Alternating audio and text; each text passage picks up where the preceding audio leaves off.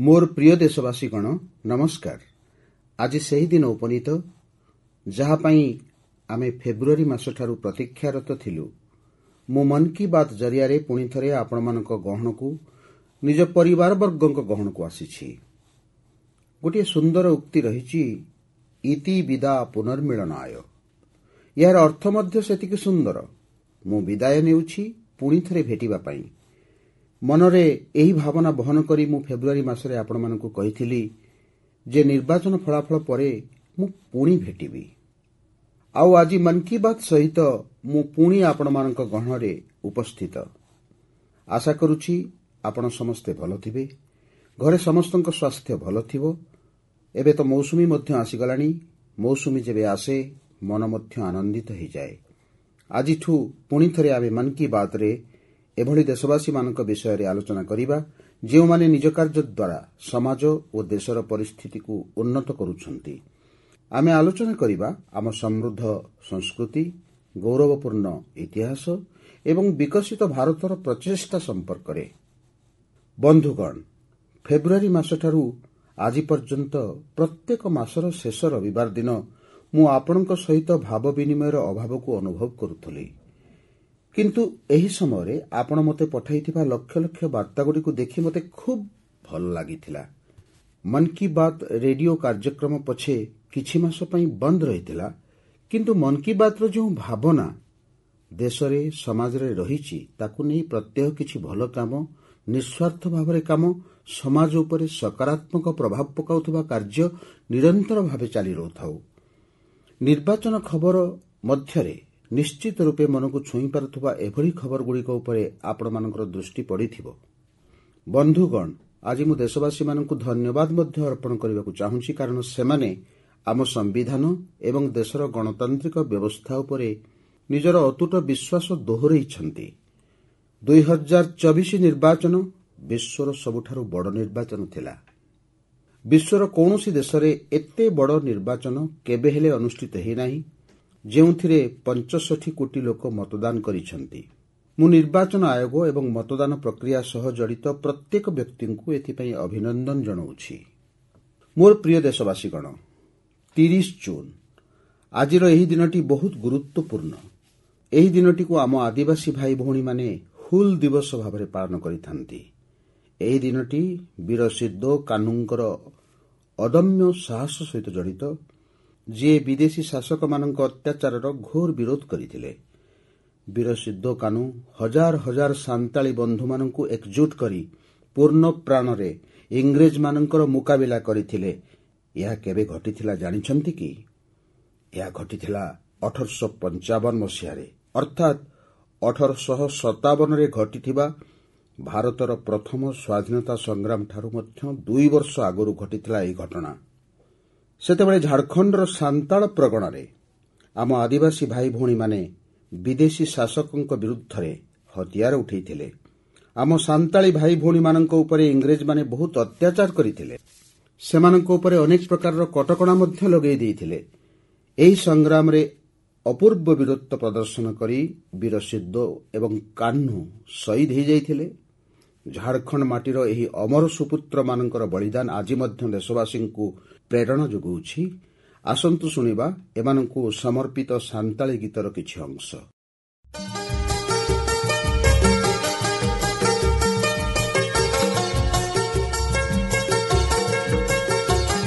सीधा कानू बोल बुया मनावे 29 जन जहाँ दिसमरिया मरंग दो सांताल उल्का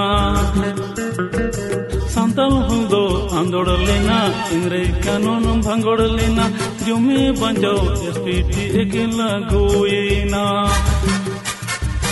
जंगारे पैगान साड़ी कने घाम जा फुलको होले बुया होले होले। मोर प्रिय बंधुगण, जदि मु आपण मानकु प्रश्न करे जे दुनियार सबुठारु अमूल्य संपर्क कोउटा, ताहले आपण निश्चय कहिबे माँ। आम समस्तक जीवन रे माँ स्थान सबुठु उपरे थाए। माँ सबु दुख सही निज पिला मानकु लालन पालन करिथाए। प्रत्येक माँ निज संतान को बहुत स्नेह करिथाए। जन्मदात्री मार से स्नेह ଆମ ସମସ୍ତଙ୍କ ଉପରେ ଗୋଟିଏ ଋଣ ସଦୃଶ ହୋଇଥାଏ, ଯାହାକୁ କେହି କେବେ ଶୁଝିପାରେ ନା। ମୁଁ ଭାବୁଥିଲି ଯେ ମାଙ୍କୁ ତ ଆମେ କିଛି ଦେଇପାରିବା ନାହିଁ, ହେଲେ ତା ପାଇଁ କିଛି କରିପାରିବା କି? ଏହି ଚିନ୍ତାଧାରାକୁ ଆଧାର କରି ଚଳିତ ବର୍ଷ ବିଶ୍ୱ ପରିବେଶ ଦିବସଠାରୁ ଗୋଟିଏ ବିଶେଷ ଅଭିଯାନ ଆରମ୍ଭ କରାଯାଇଛି। ଏ ଅଭିଯାନର ନାଁ ହେଉଛି ମାଙ୍କ ନାଁରେ ଗୋଟିଏ ବୃକ୍ଷ। ମୁଁ ମଧ୍ୟ ମୋ ମାଙ୍କ ଉଦ୍ଦେଶ୍ୟରେ ଗୋଟିଏ ଗଛ ଲଗେଇଛି। ମୁଁ ସମସ୍ତ ଦେଶବାସୀଙ୍କୁ, ବିଶ୍ୱର ସମସ୍ତ ଦେଶର ଜନସାଧାରଣଙ୍କୁ ଅନୁରୋଧ କରିଛି ଯେ ସେମାନେ ନିଜ ମାଙ୍କ ସହ ମିଶି କିମ୍ବା ତାଙ୍କ ଉଦ୍ଦେଶ୍ୟରେ ଗୋଟିଏ ଗଛ ଲଗାନ୍ତୁ, ନିଶ୍ଚୟ ଲଗାନ୍ତୁ। ଏଥିଯୋଗୁଁ ମାଙ୍କ ସ୍ମୃତିରେ କିମ୍ବା ତାଙ୍କ ସମ୍ମାନରେ ବୃକ୍ଷରୋପଣର ଏହି ଅଭିଯାନ ତୀବ୍ର ଗତିରେ ଅଗ୍ରସର ହେଉଥିବା ଦେଖି ମୁଁ ବହୁତ ଖୁସି ଅନୁଭବ କରୁଛି। ଲୋକେ ନିଜ ମାଙ୍କ ସହିତ କିମ୍ବା ତାଙ୍କ ଫଟୋ ସହ ବୃକ୍ଷରୋପଣ କରୁଥିବା ଫଟୋ ସାମାଜିକ ଗଣମାଧ୍ୟମରେ ସେୟାର କରୁଛନ୍ତି। ଧନୀ ହୁଅନ୍ତୁ କି ଗରିବ, ଜଣେ କର୍ମଜୀବୀ ମହିଳା ହୁଅନ୍ତୁ ବା ଗୃହିଣୀ, ସମସ୍ତେ ନିଜ ମାଙ୍କ ପାଇଁ ବୃକ୍ଷରୋପଣ କରୁଛନ୍ତି। ଏହି ଅଭିଯାନ ସମସ୍ତଙ୍କୁ ନିଜ ମାଙ୍କ ପ୍ରତି ସମ୍ମାନ ପ୍ରଦର୍ଶନର ସମାନ ସୁଯୋଗ ପ୍ରଦାନ କରିଛି। ସେମାନେ ନିଜ ଫଟୋଗୁଡ଼ିକୁ #Plant4Mother ଏବଂ #EkPedMaAke Naam ସହ ସେୟାର କରି ଅନ୍ୟମାନଙ୍କୁ ପ୍ରେରଣା ଯୋଗାଉଛନ୍ତି। ବନ୍ଧୁଗଣ, ଏହି ଅଭିଯାନ ଦ୍ୱାରା ଆଉ ଗୋଟିଏ ଲାଭ ହେବ। ଧରିତ୍ରୀ ମଧ୍ୟ ମା ଭଳି ଆମର ଯତ୍ନ ନେଇଥାଏ। ମାଟି ମା ହିଁ ଆମ ସମସ୍ତଙ୍କ ଜୀବନର ଆଧାର। ତେଣୁ ମାଟି ମାର ଯତ୍ନ ନେବା ଆମମାନଙ୍କର ମଧ୍ୟ କର୍ତ୍ତବ୍ୟ ଅଟେ। ମାଙ୍କ ନାଁରେ ବୃକ୍ଷରୋପଣ ଦ୍ୱାରା ମା ତ ସମ୍ମାନିତ ହେବେ, ଏହାଛଡ଼ା ମାଟି ମାର ମଧ୍ୟ ସୁରକ୍ଷା ହେବ। ବିଗତ ଦଶନ୍ଧିରେ ଭାରତରେ ସମସ୍ତଙ୍କ ପ୍ରଚେଷ୍ଟା ଫଳରେ ଜଙ୍ଗଲ କ୍ଷେତ୍ରର ଅଭୂତପୂର୍ବ ଅଭିବୃଦ୍ଧି ହୋଇଛି। ଅମୃତ ମହୋତ୍ସବ ସମୟରେ ସମଗ୍ର ଦେଶରେ 60,000ରୁ ଅଧିକ ଅମୃତ ସରୋବର ନିର୍ମାଣ କରାଯାଇଛି। ସେହିଭଳି ଏଥର ମାଙ୍କ ନାଁରେ ବୃକ୍ଷରୋପଣ ଅଭିଯାନକୁ ମଧ୍ୟ ତ୍ୱରାନ୍ୱିତ କରାଇବାକୁ ପଡ଼ିବ। ମୋର ପ୍ରିୟ ଦେଶବାସୀଗଣ, ମୌସୁମୀ ଦେଶର ବିଭିନ୍ନ ଭାଗକୁ ଅଗ୍ରସର ହୋଇ ନିଜର ରଙ୍ଗ ଦେଖାଇ ଚାଲିଛି। ଆଉ ବର୍ଷା ଋତୁରେ ସମସ୍ତଙ୍କ ଘରେ ଯେଉଁ ଜିନିଷଟି ଖୋଜା ହୁଏ ତାହା ହେଉଛି ଛତା। ମନ୍ କି ବାତ୍ରେ ଆଜି ମୁଁ ଆପଣମାନଙ୍କୁ ଗୋଟିଏ ବିଶେଷ ପ୍ରକାରର ଛତା ବିଷୟରେ କହିବାକୁ ଚାହୁଁଛି। ଏହି ଛତା ତିଆରି ହୁଏ ଆମ କେରଳରେ। ସେମିତି ବି କେରଳର ସଂସ୍କୃତିରେ ଛତାର ବିଶେଷ ଗୁରୁତ୍ୱ ରହିଛି।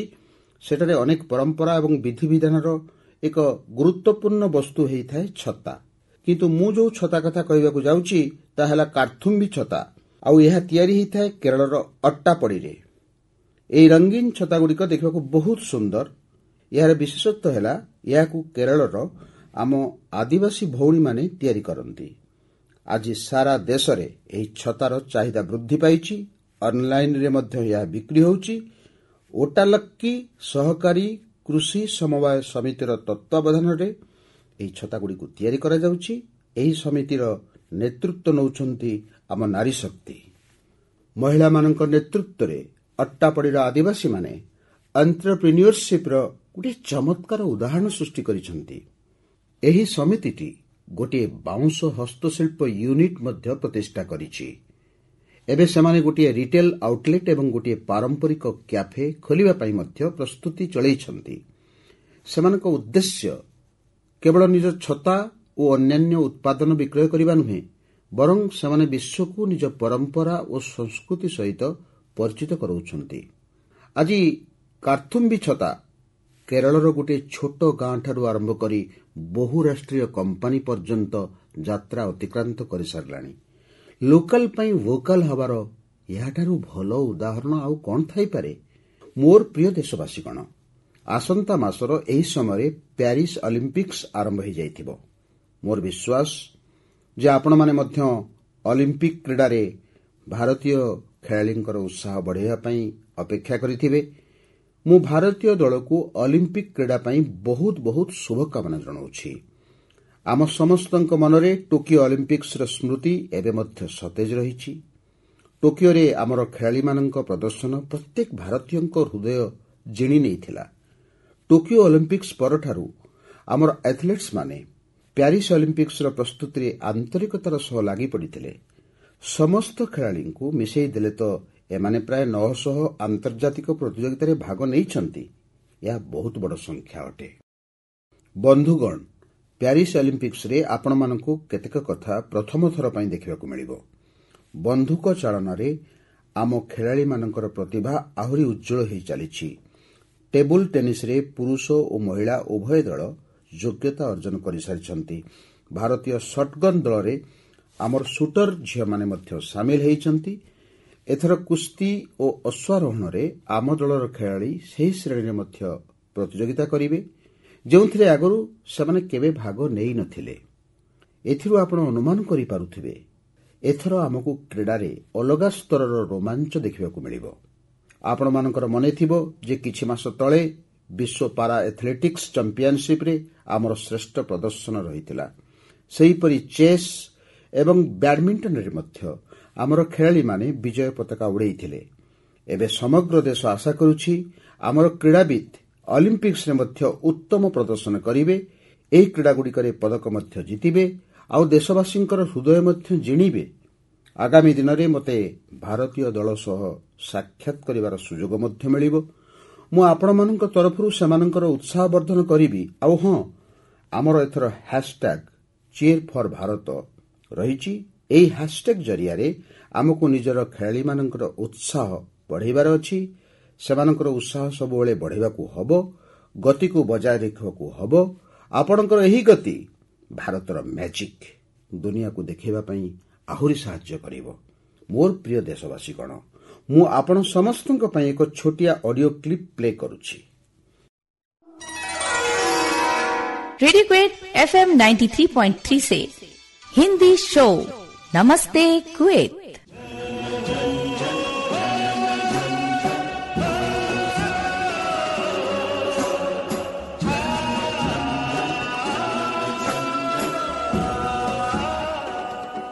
एक ऐसा कार्यक्रम जिसमें हम बात करेंगे कुवैत भारत संबंध के बारे में, कुवैत भारत संस्कृति के बारे में और उस रिश्ते के बारे में जो दोनों देशों को अलग अलग क्षेत्रों में जोड़ता है।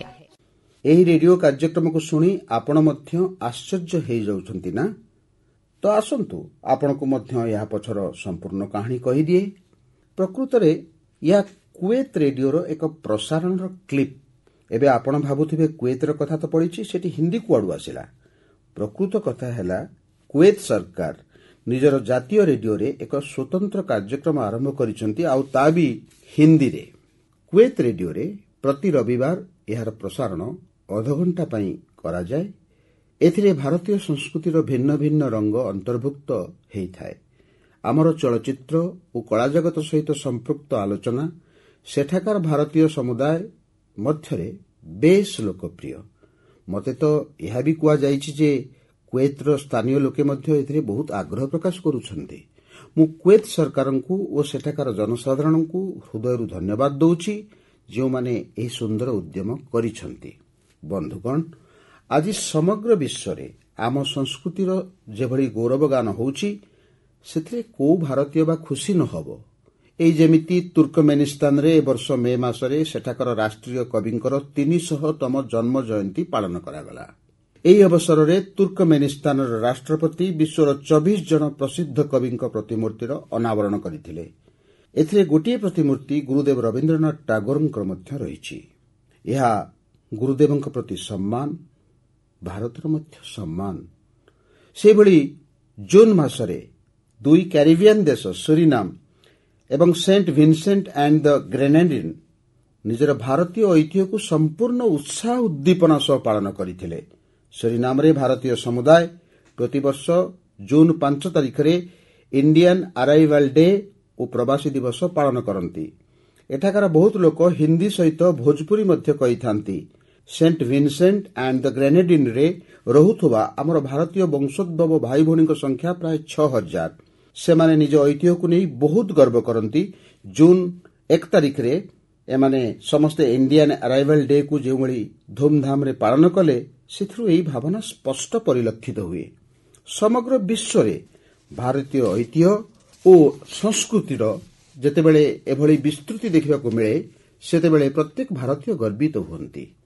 ବନ୍ଧୁଗଣ, ଏହି ମାସରେ ସମଗ୍ର ବିଶ୍ୱ 10ମ ଯୋଗ ଦିବସକୁ ସମ୍ପୂର୍ଣ୍ଣ ଉତ୍ସାହ ଉଦ୍ଦୀପନା ସହ ପାଳନ କରିଛି। ମୁଁ ମଧ୍ୟ ଜାମ୍ମୁ କାଶ୍ମୀରର ଶ୍ରୀନଗରରେ ଆୟୋଜିତ ଯୋଗ କାର୍ଯ୍ୟକ୍ରମରେ ସାମିଲ ହୋଇଥିଲି। କାଶ୍ମୀରର ଯୁବକମାନଙ୍କ ସହ ଝିଅ ତଥା ଭଉଣୀମାନେ ମଧ୍ୟ ଯୋଗ ଦିବସରେ ବହୁ ସଂଖ୍ୟାରେ ଅଂଶଗ୍ରହଣ କରିଥିଲେ। ଯୋଗ ଦିବସର ଆୟୋଜନ ଯେତେ ଆଗକୁ ବଢ଼ୁଛି, ନୂଆ ନୂଆ ରେକର୍ଡ ସୃଷ୍ଟି ହୋଇ ଚାଲିଛି। ସାରା ପୃଥିବୀରେ ଯୋଗ ଦିବସ ଅନେକ ଚମତ୍କାର ଉପଲବ୍ଧି ହାସଲ କରିସାରିଛି। ସାଉଦି ଆରବରେ ପ୍ରଥମ ଥର ଜଣେ ମହିଳା ଅଲ୍ ହନୌଫ୍ ସାଦ୍ କମନ୍ ଯୋଗ ପ୍ରୋଟୋକଲର ନେତୃତ୍ୱ ନେଇଥିଲେ। ପ୍ରଥମ ଥର ଜଣେ ସାଉଦି ମହିଳା କୌଣସି ମୁଖ୍ୟ ଯୋଗ ସେସନକୁ ସଞ୍ଚାଳନ କରିଥିଲେ। ଇଜିପ୍ଟରେ ଏଥର ଯୋଗ ଦିବସରେ ଏକ ଫଟୋ ପ୍ରତିଯୋଗିତାର ଆୟୋଜନ କରାଯାଇଥିଲା। ନୀଳନଦୀ କୂଳରେ, ଲୋହିତ ସାଗରର ବେଳାଭୂମିରେ, ପିରାମିଡ୍ ସମ୍ମୁଖରେ ଯୋଗ କରୁଥିବା ଲକ୍ଷ ଲକ୍ଷ ଲୋକଙ୍କ ଛବି ବହୁତ ଲୋକପ୍ରିୟ ହୋଇଥିଲା। ନିଜର ମାର୍ବଲ ବୁଦ୍ଧ ପ୍ରତିମୂର୍ତ୍ତି ପାଇଁ ପ୍ରସିଦ୍ଧ ମିଆଁମାରର ମାରାଭିଜୟ ପ୍ୟାଗୋଡା କମ୍ପ୍ଲେକ୍ସ ବିଶ୍ୱରେ ବେଶ୍ ଜଣାଶୁଣା। ଏଠାରେ ମଧ୍ୟ ଜୁନ୍ 21 ତାରିଖରେ ଚମତ୍କାର ଯୋଗ ସେସନ ଆୟୋଜିତ ହୋଇଥିଲା। ବାହାରିନରେ ଦିବ୍ୟାଙ୍ଗ ପିଲାଙ୍କ ପାଇଁ ଏକ ସ୍ୱତନ୍ତ୍ର ଶିବିରର ଆୟୋଜନ କରାଯାଇଥିଲା। ଶ୍ରୀଲଙ୍କାର ୟୁନେସ୍କୋ ଐତିହ୍ୟ ସ୍ଥଳ ପାଇଁ ବିଖ୍ୟାତ ଗଲ୍ଫ ଫୋର୍ଟରେ ମଧ୍ୟ ଏକ ସ୍ମରଣୀୟ ଯୋଗ ସେସନ ହୋଇଥିଲା। ଆମେରିକାର ନ୍ୟୁୟର୍କ ସ୍ଥିତ ଅବଜରଭେସନ ଡେକ୍ରେ ଲୋକେ ଯୋଗ କରିଥିଲେ। ମାର୍ଶାଲ ଦ୍ୱୀପରେ ମଧ୍ୟ ପ୍ରଥମ ଥର ବହୁତ ବଡ଼ ଯୋଗ ଦିବସ କାର୍ଯ୍ୟକ୍ରମ ଅନୁଷ୍ଠିତ ହୋଇଥିଲା, ଯେଉଁଥିରେ ରାଷ୍ଟ୍ରପତିଜୀ ମଧ୍ୟ ଭାଗ ନେଇଥିଲେ। ଭୁଟାନର ଥିମ୍ପୁରେ ମଧ୍ୟ ଏକ ବଡ଼ ଯୋଗ ଦିବସ କାର୍ଯ୍ୟକ୍ରମ ହୋଇଥିଲା, ଯେଉଁଥିରେ ମୋର ବନ୍ଧୁ ପ୍ରଧାନମନ୍ତ୍ରୀ ତୋବଗେ ଅଂଶଗ୍ରହଣ କରିଥିଲେ। ଅର୍ଥାତ୍ ପୃଥିବୀର କୋଣ ଅନୁକୋଣରେ ଲୋକେ ଯୋଗ କରୁଥିବାର ବର୍ଣ୍ଣାଢ୍ୟ ଦୃଶ୍ୟ ଆମେ ସମସ୍ତେ ଦେଖିଲୁ। ମୁଁ ଯୋଗ ଦିବସରେ ଭାଗ ନେଇଥିବା ସମସ୍ତ ବନ୍ଧୁମାନଙ୍କୁ ହୃଦୟରୁ କୃତଜ୍ଞତା ଜ୍ଞାପନ କରୁଛି। ମୋର ଆପଣମାନଙ୍କ ପାଖରେ ଗୋଟିଏ ପୁରୁଣା ଅନୁରୋଧ ମଧ୍ୟ ରହିଛି। ଯୋଗକୁ ଆମେ କେବଳ ଦିନିକିଆ ଅଭ୍ୟାସ କରିବା ନାହିଁ, ଆପଣ ନିୟମିତ ଯୋଗ କରନ୍ତୁ। ଏହାଦ୍ୱାରା ଆପଣ ନିଜ ଜୀବନରେ ସକାରାତ୍ମକ ପରିବର୍ତ୍ତନକୁ ନିଶ୍ଚୟ ଅନୁଭବ କରିବେ। ବନ୍ଧୁଗଣ, ଭାରତର ଅନେକଗୁଡ଼ିଏ ଉତ୍ପାଦ ଅଛି ଯେଉଁଗୁଡ଼ିକର ସାରା ବିଶ୍ୱରେ ବହୁତ ଚାହିଦା ରହିଛି। ଭାରତର ଏହିଭଳି କିଛି ଲୋକାଲ ପ୍ରଡକ୍ଟକୁ ଆମେ ଯେତେବେଳେ ଗ୍ଲୋବାଲ ହେବାର ଦେଖୁ, ସେତେବେଳେ ମନ ଗର୍ବରେ ପୂରି ଉଠିବା ସ୍ୱାଭାବିକ। ଆରାକୁ କଫି ଆମର ସେହିଭଳି ଏକ ଉତ୍ପାଦ। ଆନ୍ଧ୍ରପ୍ରଦେଶର ଅଲ୍ଲୁରୀ ସୀତାରାମ ରାଜୁ ଜିଲ୍ଲାରେ ଏହାର ଉତ୍ପାଦନ ବହୁ ପରିମାଣରେ ହୁଏ। ଏହା ନିଜର ରିଚ୍ ଫ୍ଲେଭର ଏବଂ ଆରୋମା ପାଇଁ ପ୍ରସିଦ୍ଧ। ଆରାକୁ କଫିକୁ ଏଭଳି ଉଚ୍ଚସ୍ଥାନ ପ୍ରାପ୍ତ କରାଇବାରେ ଗିରିଜନ କୋଅପରେଟିଭର ବିଶେଷ ଭୂମିକା ରହିଛି। ଏହି ସଂସ୍ଥା ଏଠାକାର କୃଷକ ଭାଇ ଭଉଣୀମାନଙ୍କୁ ଏକତ୍ର କରିବାର କାମ କଲା ଏବଂ ସେମାନଙ୍କୁ ଆରାକୁ କଫିର ଚାଷ କରିବା ପାଇଁ ମଧ୍ୟ ପ୍ରୋତ୍ସାହନ ଦେଲା। ଏହାଦ୍ୱାରା ଏହି କୃଷକମାନଙ୍କର ରୋଜଗାର ମଧ୍ୟ ବହୁତ ବଢ଼ିଗଲା। କୋଣ୍ଡା ଦୋରା ଆଦିବାସୀମାନଙ୍କୁ ମଧ୍ୟ ଏହାଦ୍ୱାରା ଅଧିକା ଲାଭ ମିଳିଲା। ରୋଜଗାର ସଙ୍ଗେ ସଙ୍ଗେ ସେମାନେ ଏକ ସମ୍ମାନଜନକ ଜୀବନଯାପନ କରୁଛନ୍ତି। ମୋର ମନେ ଅଛି, ଥରେ ବିଶାଖାପାଟଣାରେ ଆନ୍ଧ୍ରପ୍ରଦେଶର ମୁଖ୍ୟମନ୍ତ୍ରୀ ଚନ୍ଦ୍ରବାବୁ ନାଇଡୁ ଗାରୁଙ୍କ ସହିତ ମୋତେ ଏହି କଫିର ସ୍ୱାଦ ନେବାର ସୁଯୋଗ ମିଳିଥିଲା। ତାର ଟେଷ୍ଟ କଥା କ'ଣ କହିବି, ଏ କଫି ତ ବହୁତ ବଢ଼ିଆ। ଆରାକୁ କଫିକୁ ଅନେକ ବିଶ୍ୱସ୍ତରୀୟ ପୁରସ୍କାର ମଧ୍ୟ ମିଳିଛି। ଦିଲ୍ଲୀରେ ଆୟୋଜିତ ହୋଇଥିବା G20 ସମ୍ମିଳନୀରେ ମଧ୍ୟ ଏହି କଫି ବେଶ୍ ଆଦୃତ ହୋଇଥିଲା। ଆପଣଙ୍କୁ ଯେବେ ବି ସୁଯୋଗ ମିଳିବ, ଆପଣ ନିଶ୍ଚିତ ଭାବରେ ଆରାକୁ କଫିର ଆନନ୍ଦ ନିଅନ୍ତୁ। ସାଥୀଗଣ, ଲୋକାଲ ଉତ୍ପାଦକୁ ଗ୍ଲୋବାଲ ବନେଇବାରେ ଆମ ଜାମ୍ମୁ ଓ କାଶ୍ମୀରର ଲୋକମାନେ ମଧ୍ୟ ପଛରେ ନାହାନ୍ତି। ଗତ ମାସରେ ଜାମ୍ମୁ କାଶ୍ମୀରର ଲୋକମାନେ ଯାହା କରି ଦେଖାଇଛନ୍ତି, ତାହା ସାରା ଦେଶରେ ଲୋକମାନଙ୍କ ପାଇଁ ଏକ ଉଦାହରଣ। ଏଠାକାର ପୁଲୱାମାରୁ ସ୍ନୋ ପିଜ୍ର ପ୍ରଥମ ଛେକ ଲଣ୍ଡନ ପଠାଯାଇଛି। କିଛି ଲୋକଙ୍କ ମନରେ ଗୋଟିଏ ଆଇଡିଆ ଆସିଲା ଯେ କାଶ୍ମୀରର ଉତ୍ପାଦିତ ହେଉଥିବା ଏକ୍ଜୋଟିକ୍ ଭେଜିଟେବଲ୍ସକୁ କାହିଁକି ବିଶ୍ୱ ମାନଚିତ୍ରରେ ସ୍ଥାପିତ କରାନଯିବ। ବେଶ୍, ଆଉ କ'ଣ କହିବା। ଚକୁରା ଗାଁର ଅବଦୁଲ ରସିଦ ମିର୍ଜୀ ଏଥିପାଇଁ ସର୍ବପ୍ରଥମେ ଆଗେଇ ଆସିଲେ। ସେ ଗ୍ରାମର ଅନ୍ୟ କୃଷକମାନଙ୍କର ଜମିକୁ ଏକାଠି କରି ସ୍ନୋ ପିଜ୍ ଚାଷ କରିବା ଆରମ୍ଭ କଲେ ଏବଂ ଦେଖୁ ଦେଖୁ ସ୍ନୋ ପିଜ୍ କାଶ୍ମୀରରୁ ଯାଇ ଲଣ୍ଡନରେ ପହଞ୍ଚିବା ଆରମ୍ଭ କରିଦେଲା। ଏହି ସଫଳତା ଜାମ୍ମୁ କାଶ୍ମୀରର ଲୋକମାନଙ୍କ ପାଇଁ ସମୃଦ୍ଧିର ଦ୍ୱାର ଖୋଲିଦେଇଛି। ଆମ ଦେଶରେ ଏହିଭଳି ନିଆରା ଉତ୍ପାଦମାନଙ୍କର ଅଭାବ ନାହିଁ। ଆପଣ ଏହି ଉତ୍ପାଦଗୁଡ଼ିକୁ #MyProductsMyPrideରେ ନିଶ୍ଚୟ ସେୟାର କରନ୍ତୁ। ମୁଁ ଏହି ବିଷୟ ଉପରେ ଆସନ୍ତା ମନ୍ କି ବାତ୍ରେ ନିଶ୍ଚୟ ଚର୍ଚ୍ଚା କରିବି। मम प्रियाः देशवासिनः अद्य अहं किञ्चित् चर्चां संस्कृत भाषायाम् आरभे। ଆପଣମାନେ ଭାବୁଥିବେ ଯେ ମୁଁ ମନ୍ କି ବାତ୍ରେ ହଠାତ୍ ସଂସ୍କୃତରେ କାହିଁକି କହୁଛି। ଏହାର କାରଣ ହେଲା ଆଜି ସଂସ୍କୃତ ସହିତ ସମ୍ବନ୍ଧିତ ଗୋଟିଏ ବିଶେଷ ପ୍ରସଙ୍ଗ ରହିଛି। ଆଜି ଜୁନ୍ 30 ତାରିଖରେ ଆକାଶବାଣୀର ସଂସ୍କୃତ ବୁଲେଟିନ୍ ତାର 50 ବର୍ଷ ପୂରଣ କରୁଛି। 50 ବର୍ଷ ଭିତରେ ଏହି ବୁଲେଟିନ୍ ଅଗଣିତ ଲୋକଙ୍କୁ ସଂସ୍କୃତ ସହିତ ବାନ୍ଧି ରଖିଛି। ମୁଁ ଅଲ୍ ଇଣ୍ଡିଆ ରେଡିଓ ପରିବାରକୁ ଏଥିପାଇଁ ଅଭିନନ୍ଦନ ଜଣାଉଛି। ସାଥୀଗଣ, ପ୍ରାଚୀନ ଭାରତୀୟ ଜ୍ଞାନ ଓ ବିଜ୍ଞାନର ପ୍ରଗତି କ୍ଷେତ୍ରରେ ସଂସ୍କୃତର ମହତ୍ୱପୂର୍ଣ୍ଣ ଭୂମିକା ରହିଛି। ଆମେ ସଂସ୍କୃତକୁ ସମ୍ମାନ ଦେବା ତଥା ନିଜର ଦୈନନ୍ଦିନ ଜୀବନରେ ସଂସ୍କୃତକୁ ସ୍ଥାନ ଦେବା, ଏହା ହିଁ ହେଉଛି ଆଜିର ଆବଶ୍ୟକତା। ଆଜିକାଲି ବେଙ୍ଗାଲୁରୁର କେତେକ ଲୋକ ଏହିଭଳି ଏକ ପ୍ରୟାସ କରୁଛନ୍ତି। ବେଙ୍ଗାଲୁରୁର କବ୍ବନ ପାର୍କ ନାମରେ ଗୋଟିଏ ପାର୍କ ଅଛି। ଏଠାକାର ଲୋକମାନେ ଗୋଟିଏ ଦିନ ପ୍ରତ୍ୟେକ ରବିବାର ବାଳକ, ଯୁବକ ଓ ବୟସ୍କ ଲୋକମାନେ ଏକାଠି ହୋଇ ନିଜ ନିଜ ଭିତରେ ସଂସ୍କୃତରେ କଥାବାର୍ତ୍ତା ହେଉଛନ୍ତି। ଖାଲି ସେତିକି ନୁହେଁ, ଏଠି ସଂସ୍କୃତରେ ବିତର୍କର କେତେକ ସମ୍ପାନ ମଧ୍ୟ ଆୟୋଜିତ ହେଉଛି। ସେମାନେ ଏହି ପ୍ରୟାସର ନାଁ ଦେଇଛନ୍ତି ସଂସ୍କୃତ ୱିକେଣ୍ଡ। ସମଷ୍ଟି ଗୁବ୍ବିଜୀ ଏକ ସଂସ୍କୃତ ୱେବସାଇଟ୍ ମାଧ୍ୟମରେ ଏହାର ଶୁଭାରମ୍ଭ କରିଛନ୍ତି। ଏହି କିଛିଦିନ ଆଗରୁ ଆରମ୍ଭ ହୋଇଥିବା ଏହି ପ୍ରୟାସ ବେଙ୍ଗାଲୁରୁବାସୀମାନଙ୍କ ମଧ୍ୟରେ ଖୁବ୍ ଲୋକପ୍ରିୟ ହୋଇପାରିଛି। ଆମେ ସବୁ ଯଦି ଏହିଭଳି ପ୍ରୟାସରେ ଯୋଗଦେବା, ତାହେଲେ ଆମକୁ ବିଶ୍ୱର ଏହି ପ୍ରାଚୀନ ତଥା ବୈଜ୍ଞାନିକ ଭାଷାରୁ ବହୁତ କିଛି ଶିଖିବାକୁ ମିଳିବ। ମୋର ପ୍ରିୟ ଦେଶବାସୀଗଣ, ମନ୍ କି ବାତ୍ର ଏହି ଅଧ୍ୟାୟରେ ଆପଣମାନଙ୍କ ସହିତ ଯୋଗଦେଇ ବହୁତ ଭଲ ଲାଗିଲା। ଏବେ ଏହା ଆଗଭଳି ଲଗାତାର ଜାରି ରହିବ। ଆଜିଠାରୁ ଗୋଟିଏ ସପ୍ତାହ ପରେ ପବିତ୍ର ରଥଯାତ୍ରା ଆରମ୍ଭ ହେବାକୁ ଯାଉଛି। ମହାପ୍ରଭୁ ଜଗନ୍ନାଥଙ୍କର କୃପା ସମସ୍ତ ଦେଶବାସୀମାନଙ୍କ ଉପରେ ଥାଉ, ସଦାସର୍ବଦା ଥାଉ, ଏହା ମୁଁ କାମନା କରୁଛି। ଅମରନାଥ ଯାତ୍ରା ମଧ୍ୟ ଆରମ୍ଭ ହୋଇଗଲାଣି ଏବଂ ଆଉ କେତୋଟି ଦିନ ପରେ ପଣ୍ଢରପୁର ବାରୀ ମଧ୍ୟ ଆରମ୍ଭ ହୋଇଯିବ। ଏହି ଯାତ୍ରାଗୁଡ଼ିକରେ ଯୋଗ ଦେଉଥିବା ସମସ୍ତ ଶ୍ରଦ୍ଧାଳୁମାନଙ୍କୁ ମୁଁ ଶୁଭକାମନା ଜଣାଉଛି। ଆଗକୁ କଚ୍ଛି ନବବର୍ଷ ଆଷାଢ଼ୀ ବିଜ୍ ପର୍ବ ମଧ୍ୟ ଆସୁଛି। ଏହି ପର୍ବପର୍ବାଣୀ ପାଇଁ ଆପଣମାନଙ୍କୁ ସମସ୍ତଙ୍କୁ ବହୁତ ବହୁତ ଅଭିନନ୍ଦନ ଜଣାଉଛି।